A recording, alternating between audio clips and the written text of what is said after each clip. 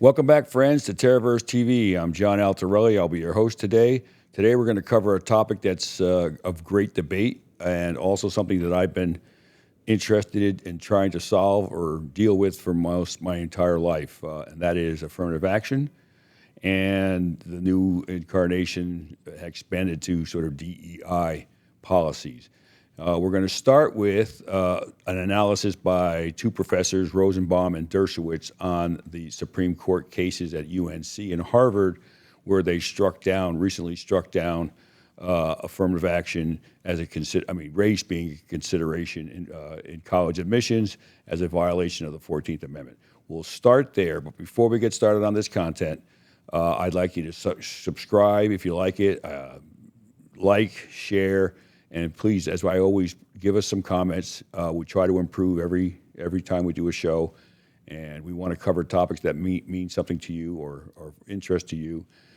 Please be civil because we're trying to bring out the facts. We're not trying to take positions, but we're just trying to get to the bottom of these things, and we're trying to do the right thing for all of humanity. So let's get started. Jen, our producer's behind the scenes. Hopefully she'll put herself on the screen so you can see her. But she's going to be running the clips now. We're going to start with the Rosenbaum and Dershowitz take on the Supreme Court cases.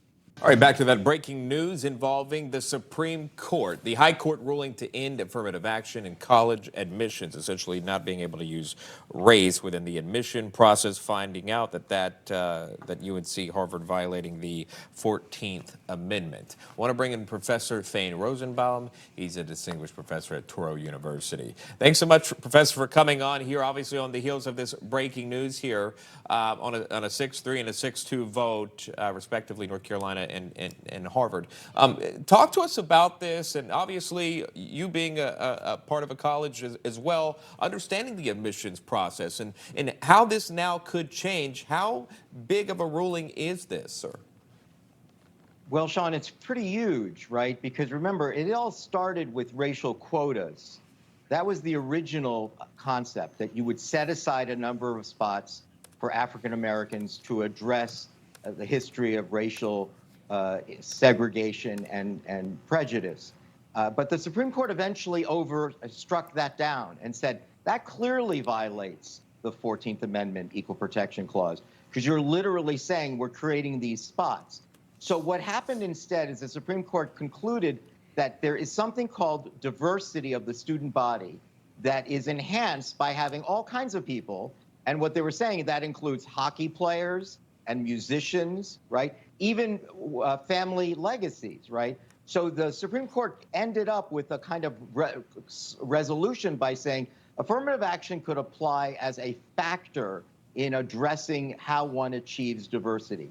What happened in this case is that the conservative justices on the Supreme Court literally threw up their hands. Justice Thomas said, I don't even know what diversity means. I mean, that I thought was a very telling moment, as if to say, we keep hearing this word diversity, we don't know what it means, and it seems to us like an excuse for racial preferences. And in a colorblind society, we should be racially neutral.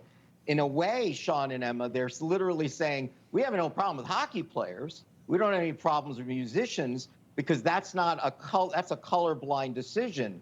But in the end, using race as a factor ended up discriminating against Chinese Americans. Now, essentially with this ruling, the Supreme Court wants to see an even playing field when it comes to applications, that everyone's got the same chance of either getting accepted or getting rejected, unfortunately. Thank you, Professor Thane Rosenbaum. Appreciate you joining us today and your legal analysis on the matter. For more on this conversation, let's welcome in now Alan Dershowitz, Professor Emeritus at Harvard Law. Professor, welcome, and thank you very much. We kind of went through what this ruling means, and I'm wondering if, when it comes to the application process, if a student might mention their race, perhaps, in an admissions essay, would that be allowed based on this recent ruling? We don't know, of course. This is a ruling that I have sought for the last 50 years. I wrote my first essay against race-based affirmative action, I think in the early 1970s, calling for affirmative action to be based on economic and social and personal characteristics rather than on race and race alone. I think if the school takes race into account, let me give you an example. If you have people applying, one whose father is a federal judge, mother runs a hedge fund, they went to Exeter and Harvard, and they're Black, and he has B plus average and B plus test scores.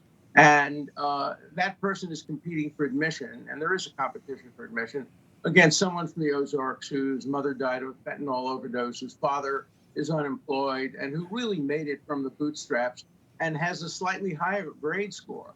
Today, many schools would admit the Black, rich, benefited athlete over a non-athlete person, applicant, over the poorer white person.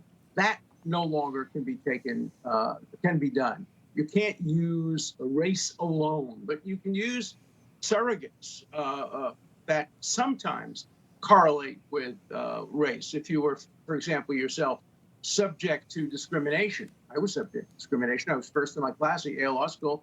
I got 32 out of 32 rejections from Wall Street law firms, and it wasn't because I didn't dress well. It's because I was Jewish and an Eastern European Jew. So I suffered discrimination, not like, obviously, African Americans suffered discrimination over the years. But those kinds of factors, I'm sure, still can be taken into consideration. The real question is, will universities cheat? Will they just say, look, we have a 13% quota for Blacks. We're going to keep the 13% quota. We'll just figure out a way of achieving it differently, not using race, but using other factors, but we're not going to budge on the 13% quota. I think some schools will do that. And will they get caught? That's the question. Okay, so we had two professors. It's interesting because Alan Dershowitz, I've always thought in the early part of his career, he was quite I thought, fairly liberal, although on this particular topic, he seems to be more what people would consider on the conservative side of the equation, being anti-affirmative action. I think I share a lot of his concerns and reasons for that, and I'll get into some of my own personal experiences with affirmative action and also discrimination. And I have 30 years of experience in big law, and I can tell you how law firms in big law dealt with it. I also went to Cornell Law School. I saw how Cornell dealt with it, which is very similar to all the Ivies and all the top tier institutions. So we'll talk about that in a second. Before we go any farther, though, Jen, I'd like to put up, after these rulings, the first set of statistics that have started to come out, and I'll get into also why it's hard to get data on this because people, the institutions don't want you to have the data, but MIT was generous enough to put out the data for their 2028 class versus last year, and they showed the impact of this ruling. Now they've taken race-based considerations in terms of admissions. I don't know if you can see it there on the screen. I don't know if we can make it any bigger or not, Jen. But anyway, I will give you the stats. So, okay, so they used to just do, so they had Black African-American students had 13% of the admitted class. It has now dropped to 5%. So we had a 8% drop, more than half of drop in the Black admissions. Now, Hispanics used to be 15% and Latinos. Now, for some reason, I don't know why they did this, but they've now put Hispanic, Latino, and Native American and Pacific Islanders. And I think the reason why is because those other groups, besides the Hispanics, were made up less than 1%. So that group went from 15 to 16. So there's an increase, which sort of argues against the necessity for affirmative action for that cohort because they seem to do just as well. In fact, they did better without affirmative action. So apparently some of their spots may have been shifted over to Black African Americans because there's, if you look at the numbers, one of them dropped, the other one went up. Then Asian Americans is the biggest change besides African Americans. They went from 41% to 47%. So clearly that group was being adversely selected against based on affirmative action, and now their numbers have gone up to 47%. And then whites basically remained the same. So they're about 38%. I think they went down, actually, I looked at some other stats. I looked at the actual MIT stats, and they went down to 37. So they dropped a point. So it's interesting. Blacks dropped the most. whites dropped the second most, and then Asian Americans went up the most, and Hispanic, Latino, Native American, and Pacific Islanders went up a point. So it's pretty interesting. Really, if you just think about it, the shift really was between blacks and and Asians. If you could, the other ones were insignificant, and that tells you that the at least it tells me, if you think these statistics are accurate, that the arguments that Asians have been making for quite some time now is that they've had to score so much higher than everyone else, and even then, they're not getting in, and I think it's true, and it just goes to show that there is clearly an effect, and it's not the whites; they're staying the same. They're not going up or down, and it's really it was a shift between Asians and blacks. Now, is that a good thing or a bad thing? That's debatable, and it's something that we have to deal with because we are trying to deal with past discrimination that black African Americans have suffered. And one of the things that came out of the Great Society in 1964, and then since then, affirmative action, DEI, all of these programs going on for decades now, to try to somehow bring make the opportunity, although now we're trying to get outcomes, not just opportunity. We'll talk about that in a second, for black African Americans to get them back on the same playing field. That's what people like to call as everyone else. And I think the statistics are not bearing out that this has been a very successful attempt and the best way to do it. I think when you take competition out, if you put people in positions where they're not going to succeed, and we'll talk about that again in a second. So let's continue on this. I want to talk a little bit more about this before we shift over into sort of DEI. My experience at Cornell 30 years ago, over 30 years ago, was very similar to today. We had affirmative action. They were trying to meet numbers. We had a fairly diverse group of students. We had a lot of foreign students, what they call LLM students. They're people that already have a law degree in another country, but they come here to get certified so that they can practice in the U.S., so they get a separate degree. And most of those students actually didn't speak English. I don't even know how they did what they did. They really struggled with English, but they did well. And the group that was at the bottom of the class, because back when I was going to school, they actually had grades. Okay, they don't give grades now. Almost all the Ivies, if not all of them, no longer publish letter grades.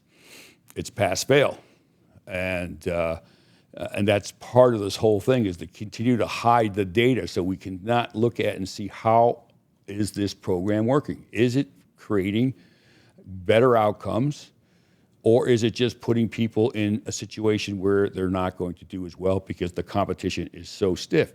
Let's face it, if you're going to the best universities in the world, and for the most part, most people there on grades, you still have legacies, and that's another issue altogether. And I'm not a big fan of legacies getting in just because their parents went there, but that's pretty big because they give money, and it happens. And I had kids in my class at Cornell that were legacies, and clearly, we could tell that they were legacies. They were not knocking it out of the park. As a matter of fact, I think kind of was like almost a free ride for them because I don't think they even cared. But that wasn't a large number. I think by and large, of all the kids in my class, everyone worked really hard. Everyone probably deserved a spot there, although some people struggled because of the competition was so stiff. And I think if you put people in a situation where they're competing against people who are better equipped to start, and I don't mean intellectually of the same level. I mean, maybe you just had a better high school and college experience, and that prepared you better for law school. Because remember, it gets tougher as you go. You start with a grammar school, and then you go to a tough high school, and then you go to a tough college, and then you go to a tough law school. And in my view, it's probably one of the most rigorous, most difficult challenge at the top law schools to get through it. It's very difficult. I think the only thing on par with that in my mind, because my brother's a doctor, was med school. And so the competition's stiff. And the reason why they've always had admission criteria based on your ability, but your scores, your LSAT scores, your grades, the schools you went to, was because they knew in order to have a successful outcome, you had to be able to compete at the level of your peer group. And not only that, but if you're going to practice law, for example, or medicine, race should not be a factor whatsoever in whether or not you're going to be qualified. It's a very, very tough business. It requires absolute, effort and a fair amount of intelligence, and not everyone's cut out for it. And we shouldn't decide that people should go there just because of race. At the end of the day, you should be in these careers because you're qualified. And by the way, more white people are going to be turned away than any other group. So it's not, that white people are going to get all these jobs. They're not. And a lot of people that are white aren't going to be able to go to these elite institutions because they're not qualified, nor should they be there. There's plenty of other schools. There's no lack of educational opportunities in this country, and that's got to stop. About the whole notion that we don't put them at Yale or Harvard, they're not going to have the same outcomes. Well, you know what? Most people aren't going to Yale and Harvard, and they're doing just fine. Yeah, there's people coming from Yale and Harvard have a leg up on everybody else. Sure, life's not fair. Did they deserve it? Yeah, for the most part, probably they did. And if they didn't, that's nothing we can do about that. I don't think you're going to police these institutions because they get their money from legacies and all that. And if they want to be fair about it, then let's cut the legacies out. But they won't do it. So they're just going to lean into these things without any sort of real concern about the people they're trying to help. Although I think, they do try. So I'll talk about, my experience, and I know most of the other schools do. There was extra tutoring. There was all kinds of support systems for minorities. There was a ton of, help to try to get people up to speed quickly. However, you can't do that at law school. It's too late. The first day you get dropped in there, you're reading hundreds of cases and you're up all night. All the tutoring in the world isn't going to be able to get you on par with your peers who already came in there with a certain level of ability and training to do that kind of rigorous program. So it's too late. You can't come and do that at law school. And I know that it can work because I had a good friend, a really close person, who was a professor and was teaching at a place called Legal Outreach in New York, which is mostly funded by big law firms in New York. And it takes young minority children from the New York school systems, and it starts training them in grammar school. And it puts them through this unbelievably rigorous program, writing and everything. And I looked at some of the work that she was doing with these students that I would have struggled with the amount of writing and the grammar. So, and then what they found out is if you can get kids early enough, get them in these programs, get them the education that, that actually, I think, far better than even private schools. I don't think anyone was doing the kind of work that they were doing at Legal Outreach. That then these kids were going on to get into great universities and great law schools, and they were doing it 100% on the merits. And they ended up being very successful at those law schools and colleges. They were graduating, very high up in their classes. And it all had to do with the fact that they got trained early. And there's always been a lot of talk about that we got to catch kids early and you have all these programs.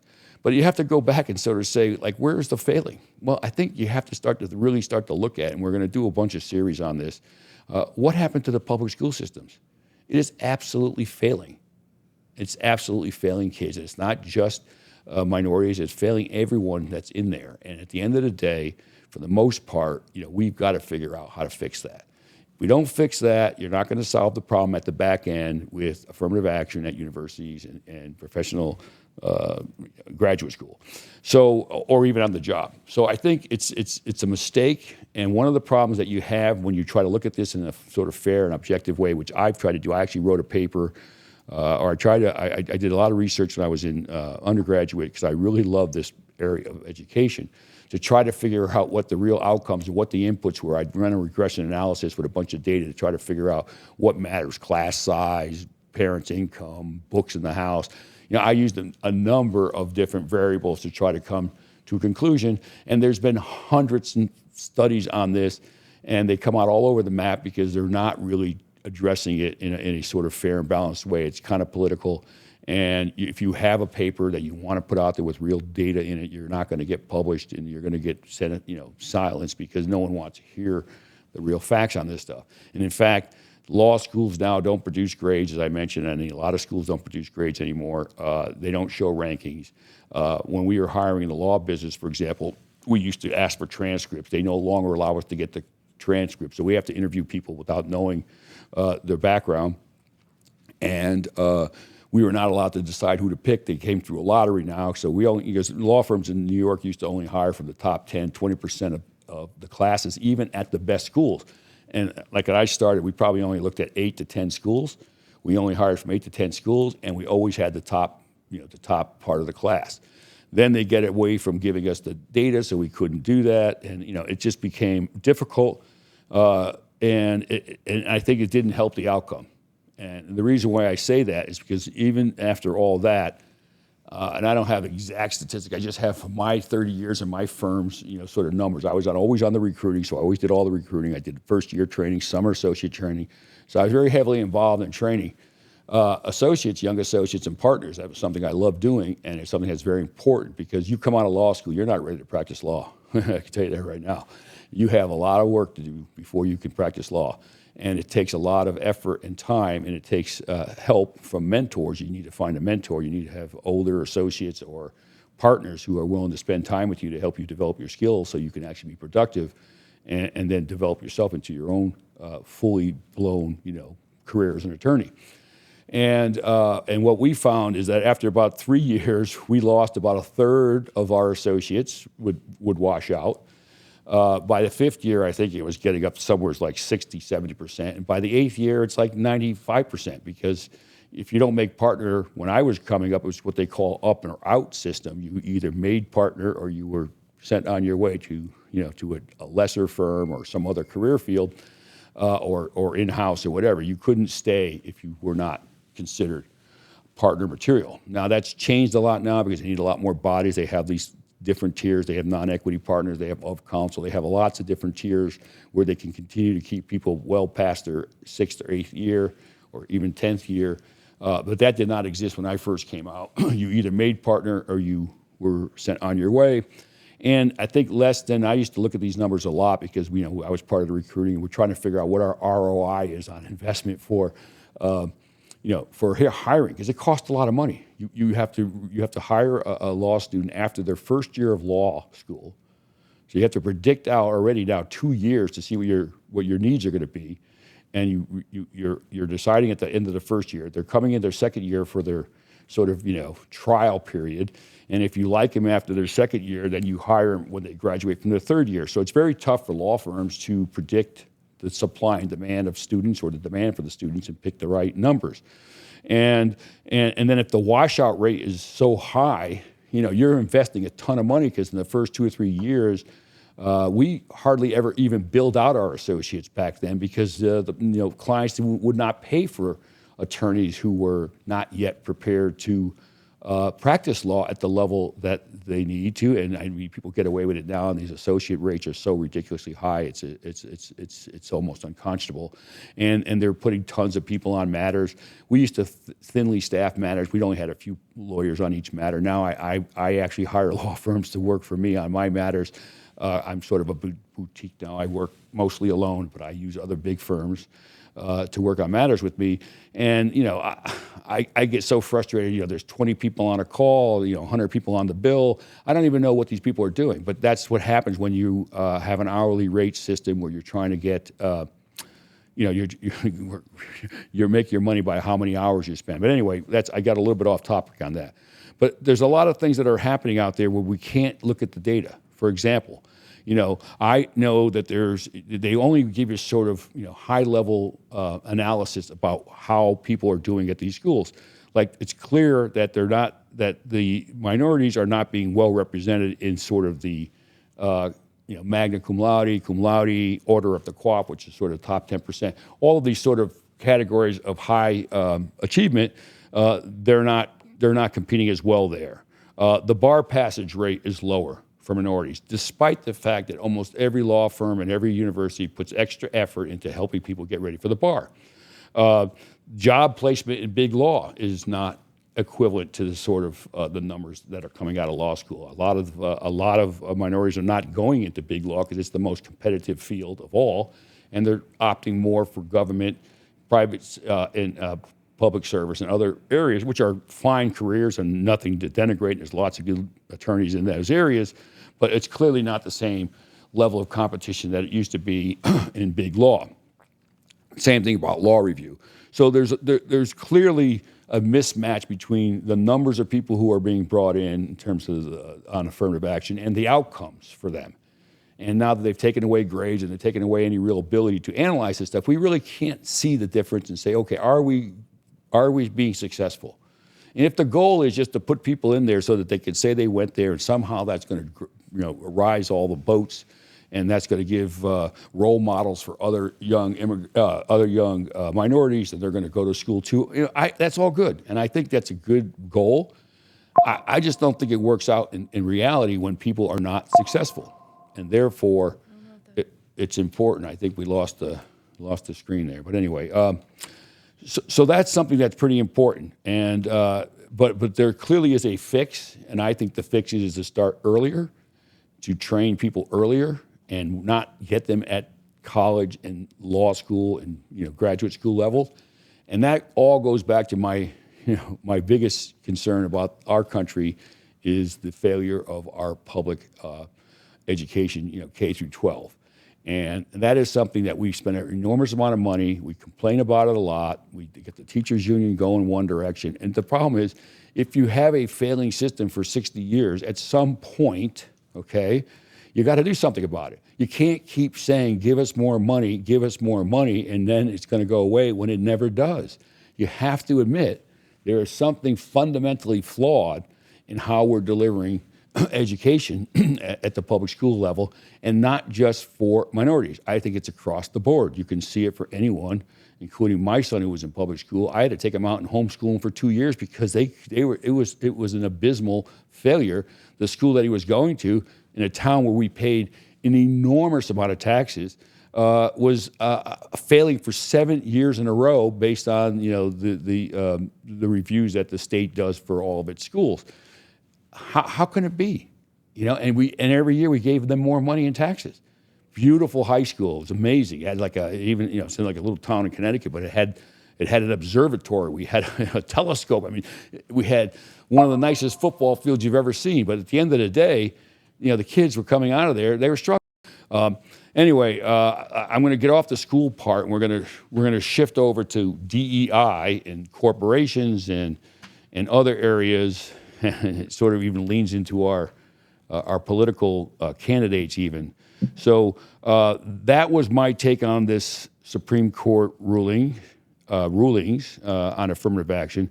A lot's going to be happening over the next couple of years. I hope that we do a lot more analysis. I hope we take the data and look at it carefully, and I hope we come up with better prescriptions to make it better, because I believe that we should do everything in our power to have the best opportunities for all Americans, all races, and all economic status. And therefore, we should look at these things critically. We should get the data. We should analyze it. We should take politics out of it, and we should try to do our best to actually have better outcomes. If you're running a business, if you're in a law firm, you get studied on the metrics, and at the end of the day, that's what's going to matter. Now, all the other stuff, you can talk about, you can virtue signal all you want, but if you do not perform, you're going to be sent home. And in business, if you do not perform, you're going to be out of business. And the only place where you don't have any accountability is the government. And therefore, the government, as you all know, is run as poorly as anything in the world. And thank goodness that even as poor as it is, it's in America. And even, and the fact that America is such a great country and people in America are such great people that they continue to survive despite the fact that their government, has their foot on the back of their neck and not helping. So let's go to the next one. We'll talk about some DEI in business. A lot of stuff's been happening in the business world. As you probably saw in one of my previous clips, I had my Harley Davidson shirt on because Harley Davidson sort of went woke with their DEI, and then they reversed it. You had Budweiser, you had Tractor Supply, I think Jack Daniels. A bunch of companies now have decided that being woke was not good for business. It wasn't helping anyone, and all that virtue signaling ended up becoming a negative. And it didn't produce better outcomes for either the employees or the shareholders. So, Jen, let's put that clip up. I think we have Joe Kiernan at Squawk Box. Lowe's is the latest company to roll back DEI efforts. Joining us now, Liz Hoffman, Semaphor's business and finance editor. It's fascinating, Liz. And I mean, I've been on the record since day one. We all want to get to the same place. It's just how we want to get there. I don't want Larry Fink forcing behavior by companies or whomever. That's where I have a problem with it. But we all want to get to the same place in terms of inclusion and representation in the C-suite and everything else. We want to get there. But my question, it says here Lowe's is one of the companies that has conservative customer base. Is that true at Lowe's? Is anybody who does home improvement a conservative? I mean, I understand Harley, I understand John Deere, Tractor Supply, but I didn't think that way about Lowe's immediately. Yeah, I don't know. I mean, Lowe's has a better sense of who their customers are than I do, but you're right, certainly, that this started with conservative, perhaps heartland adjacent brands that are pretty easy to understand. Tractor Supply, Deere, Harley Davidson, Brown-Forman, maker of Jack Daniels. Lowe's, I would imagine, is maybe perhaps a step closer to kind of a neutral customer base. There's been a lot of shifting of the sands, if you will, under the DEI policies at these major corporations. They've taken a lot of pushback from their customer base, from their shareholders, and a lot of them decided that it's not worth the effort to virtue signal and try to be woke when your business really should be all about your business, and you don't need to be taking political positions. It's probably not helpful. You could do whatever you want to do with inside your company, and there's nothing wrong with having a thought about diversity. I will tell you from my own personal experience, I think diversity is good. I grew up in a very homogeneous sort of life style. My town was really small, and it was half Polish immigrants and half Italian immigrants, with a few African-American families and a few Jewish families and a few other ethnic groups. But for the most part, it was half Polish, half Italian. So I only knew about those cultures because that's what I learned. When I went in the military after high school, then I got exposed to the entire country of American people, all races, all types, but mostly poor. So again, I was only seeing a part of society that had only included really the lowest economic status. So I was looking at that. I grew up in a poor town. I went to the military. It was very poor. But at least I now had a good sense of how the rest of the country was. I learned from people from the South, from the big cities, and we were just fine. And we learned a lot about each other, and we learned to work together, and it was great. I love the fact that I learned so much more about this country and about the people in this country by being in the military, because it was very diverse in that respect, except for I didn't learn much about rich people. That came much later in life. Then I went to college, an upstate school, and I ran into people from overseas. This is my first experience meeting people from other countries. Up until that point, everyone I met was pretty much either an immigrant already here, but not like people who were from other countries who were just coming here, and they were from all over the place, not just Italy and Poland and some of the areas that I was mostly Western European. And I met people from India, from Russia, from China, and that was wonderful, because now I had a whole new set of experiences that came to bear in my life and helped me understand the world better. So I went from my town to two groups of people to the sort of Americana, the poor sector of Americana, and then I went to college and started to get a little bit of an international awareness, and that was great. Then I finally got to the top of the heap and went to Cornell Law School, and that was the biggest eye-opening experience for me. I have to tell you, I was terrified when I went there because I knew I was going to be way, way, way out of my league. Not so much I was worried about my abilities intellectually, although I was worried about that too. I knew I had scored well enough to get in there, But I didn't have the background. I didn't go to Choate, and I didn't go to Andover. I didn't go to all these Ivy League undergraduates. I went to a state school. I did my undergraduate in 2 years. I went to a public high school. I had zero experience with with that part of the world. And now I was there with pretty much all of my classmates were pretty much double Ivies. They went to an Ivy League undergraduate, went to an Ivy League law school, and most of them went to private high schools, the best in the country. And they were from parents who were both educated and for the most part, wealthy. So now I got into this new world, and I had to sort of compete with that. And it was very, very interesting. I did well, and I'm happy that I was able to compete. But I also then learned a whole nother part of our society, which I was not aware of. And then when I went to big law in New York, again, a whole new experience. Now it's New York. It's the most competitive city in the world. You're at the most competitive law firms in the world. Everyone there had basically was number one throughout their entire life. Best in high school, best in college, best in law school, because it's the top of the top of the top that gets hired. When I came out 30 years ago, because the law firms were not as big as they were now, there were only a couple hundred lawyers, so you get 5 people getting hired per year, or 10 people at the most. The competition for those slots was incredible, even at the top law schools.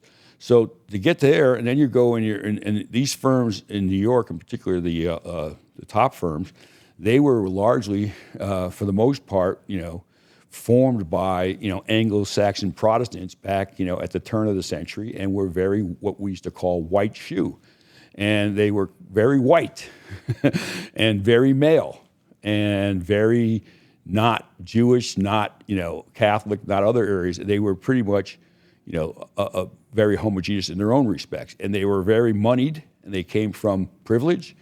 And that was part of the hiring process. Part of, you got into these firms because you had family connections, or your parents were maybe involved in big corporations.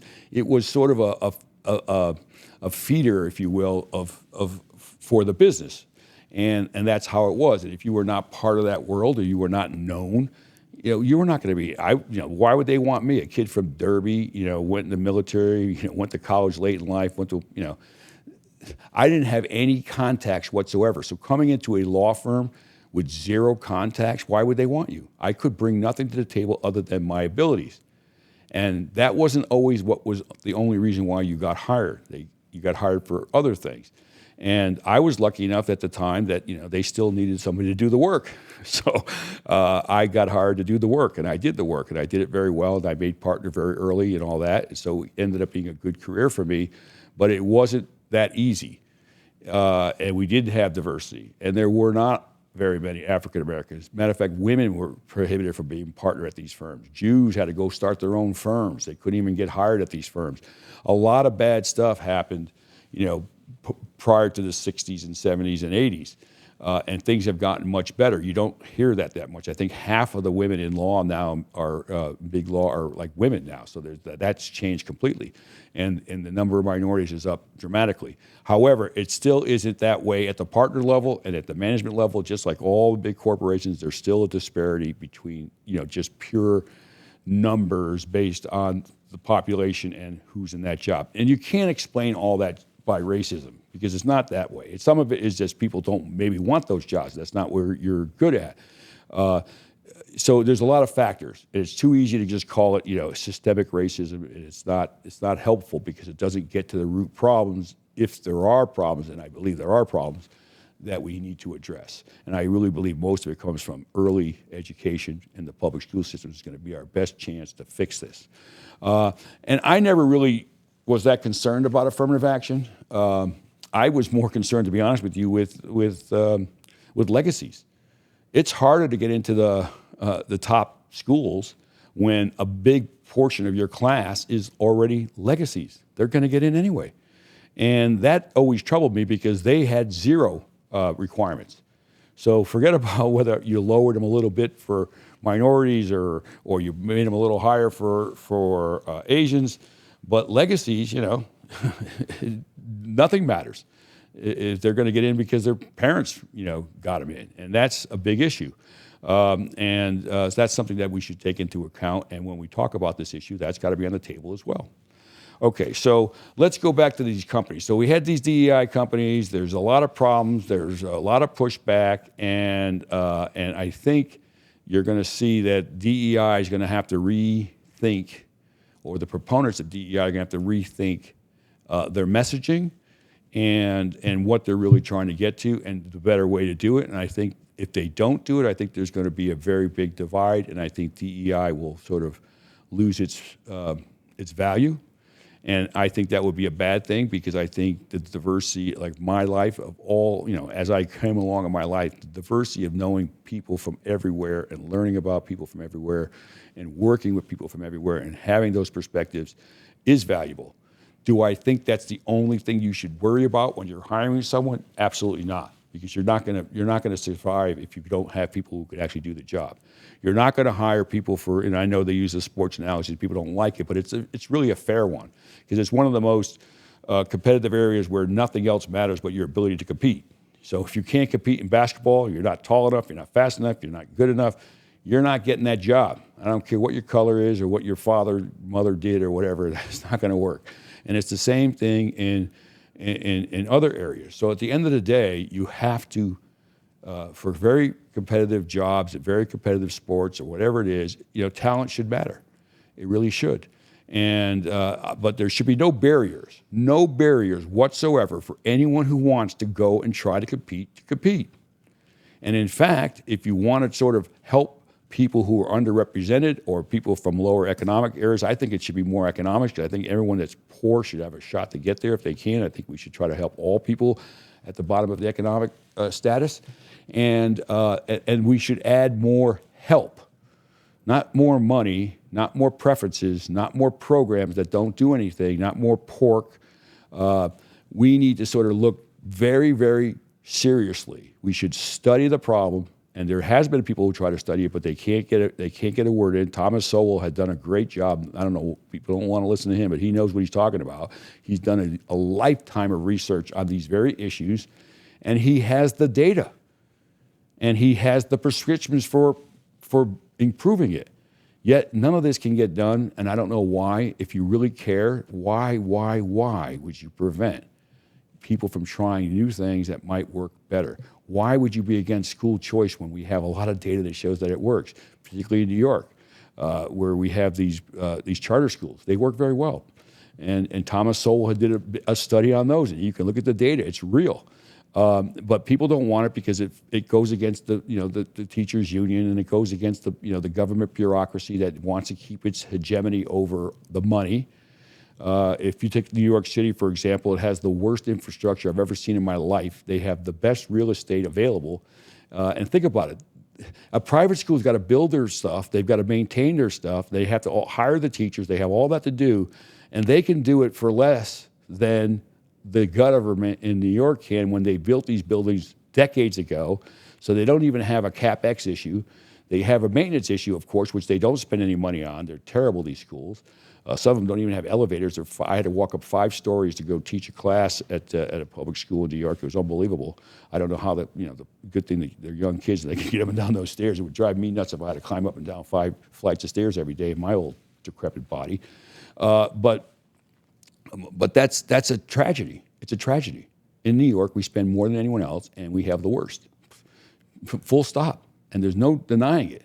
And we don't do anything better with it. So the same thing that's creeping in, I just found it to be funny. I want to put it out there. It's like they're going around trying to ask, why would you pick, Tim Walz? And, to some extent, they're also backhanding, why Kamala, excuse me. I want to make sure I always say it right. I've been getting it wrong once in a while. It's Kamala, and the issue is, why do people want her? And they pretty much want her because she's a black woman. And why do they want Tim Walz on the ticket? Well, because they need a white guy. It's kind of hilarious. Nothing about their qualifications. But it's funny, they had zero, and I've been watching as many clips as I can watch without getting sick to my stomach, of people being asked, like, what is it that Kamala stands for and what's her positions? because she doesn't. And what has she done for the last 3.5 years? And they have zero to say. They don't know anything about her, but they're all for her without anything at all to base that on. And the same thing with with Tim Walz, other than he's the white guy that needed a ticket. That's not good for democracy, or actually for our constitutional republic. It may be good for democracy because you can bring the lemons along and you can bring them to the cliff and let them walk off. But it's not good that that's what our educated or uneducated populace is going to base their decisions on their emotions and how good it feels, without having any clue as to what is going to happen to the country, the economy, and the like, because you don't have any clue what the political candidates have in mind for you. So not great. I kind of hope that people pay more attention to merit and ability, and not so much on just filling, checking the box. We want an African American. She's actually not African American. We want a black Indian woman to be at the top of the ticket just for those reasons, for no other reason, whether she's qualified or not qualified. And I'm not even talking about her qualifications. We got to get to that separately, and I'm okay doing that. We'll do that separately. But that's the only reason why you want that. For what reason? How does that make anything better if that's the only reason you do it? What if the person that you're picking to fit those boxes ends up being horrific on the presidential things that need to be done? It doesn't make sense for me. You're talking about the hardest job in the world, the most important job in the world. And to me, DEI has no business at all in those decisions. It's got to be on the merits. If there's one job in this world where we cannot have it based on emotion and DEI, it's got to be the presidency. And I don't care if it's a man or a woman, white, black, whatever color it is. That has nothing to do with it from my perspective. I want to know what that person's going to do. I know plenty of women, plenty of minority people that I've run across in my life that are super smart, super qualified, and would do a great job as president if they were willing to run, but they're not. So it's not. I'm not at all worried that you can't find someone of the proper race or gender category that you want just to do that. But that's not the way it should be done. Those people who are out there and available can step up and do it, and we should be trying to recruit them. And we should be trying to recruit them because of their competency, not because they're political hacks, not because they play the game, and not because they're part of this sort of ideology that people are excited about but don't really know what it all is all about. So anyway, I've gone through a lot of stuff here. We'll do some more stuff when I get to the Great Society. We'll really dig into the education stuff. It is going to end up talking about affirmative action. It's going to be talking about welfare, all the programs that we put in place over the last 60 years, where we've been trying to help people who are less fortunate in this country, including mostly, these were designed for minorities and women, and they should have been, because that's the groups that were really at the most disadvantage at the time. But I think you can put poor people in that category as well, and I don't think you should exclude them, and I think immigrants as well. All the groups that come with challenges that are not the same for people who are affluent, who are well-educated, who already have achieved a certain level of a status and success in the country. They have it a little easier. They earned it, so I'm not suggesting that they should be penalized for it. For the most part, they've earned it. There's nothing wrong with that. We want everyone to earn it, and we want everyone to move up the social status. And that's part of what makes America great, is that you should have the opportunity, and people do. And there's thousands, if not millions, of success stories where people have done just that. I want everybody to have that shot. I had it. I'm so happy to be here. As I said, I'm glad my parents decided to come to America after World War II. It's the best place in the world. I will defend it to the death. I will defend free speech to the death. And I will do everything I can to help everyone in this country have the same opportunity for success that I have had. Now, that's the story for today. I think we probably ran a little longer, but we'll cover. I want to do a little bit more on immigration. We're going to do another little program on that because there's a lot of stuff going on. They're starting to see some of the crime statistics are coming out. Some of the bad stuff is starting to come out that people have been predicting, and we should talk about it because it's happening. And I'm in New York. A lot of it's happening here. We have almost daily reports of someone being mugged. in Central Park by undocumented migrants. So there's issues, and clearly the states and cities that have the most populations are struggling to keep up with it. And we should be focused on it because that's something that goes part and parcel into the discussion around this election season. Who is going to do a better job of dealing with what's happened? So that's a very important issue, and I think people should be focused on that. So thank you very much. Again, like, subscribe, share, send me comments. I hope I presented this stuff is somewhat fairly. And I hope that this was helpful to you to think about these issues and not take a polarized view, pro or con, but try to remember what this purpose of affirmative action was all about and whether it was helpful, whether it was successful, and whether there's a better way to do it. So thank you very much. I want to say God bless all of you, and we'll see you on the next episode. Thank you.